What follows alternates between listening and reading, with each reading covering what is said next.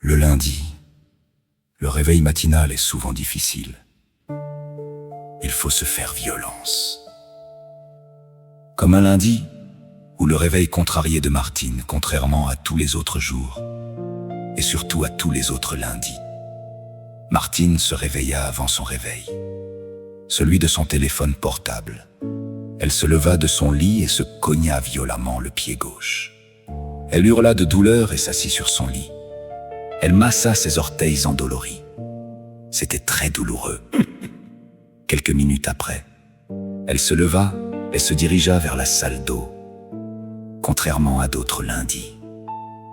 Martine eut soudain envie de se faire un masque facial express, et pourquoi pas, se dit-elle, un masque corporel, pour bien commencer la semaine et surtout la journée.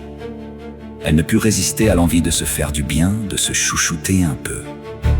Après s'être brossé les dents, en utilisant sa petite bouteille d'eau minérale, elle humidifia légèrement son visage. Elle saisit un tube de masque de beauté et ouvrit son bouchon. Elle se sourit dans le miroir. Le masque, contenu dans un tube blanc et doré, aux allures assez sobres, était facile à appliquer. Elle s'enduisit le visage, n'hésitant pas à descendre jusqu'au cou. Elle étala une pâte blanche et épaisse, appliquée en couche épaisse. La pose d'un masque aussi apaisant et hydratant la détendit. Martine referma le tube blanc et doré. Ensuite, Martine prit un pot de crème qu'elle appliqua sur tout son corps. La crème était blanche et épaisse.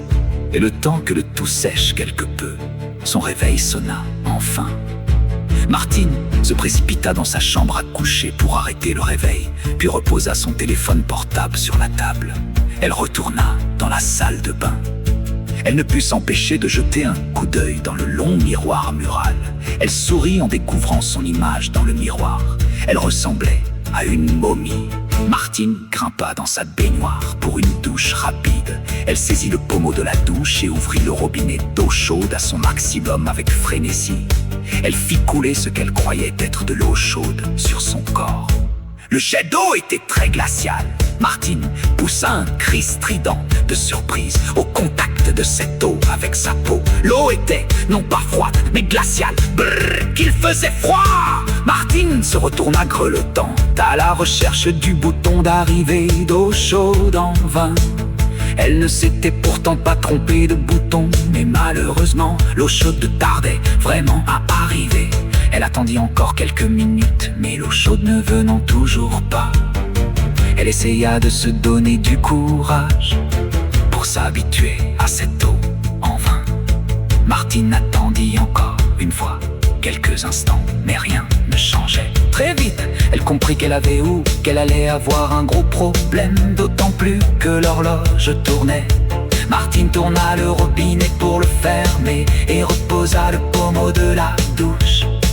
Elle pesta contre ce service qui ne fonctionnait jamais, frigorifié.